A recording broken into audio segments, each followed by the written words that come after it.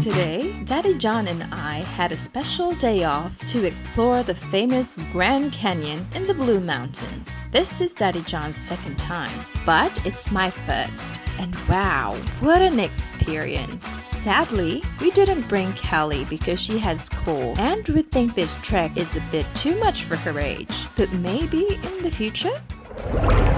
The walk down was absolutely breathtaking. The first thing we saw down there, an amazing waterfall.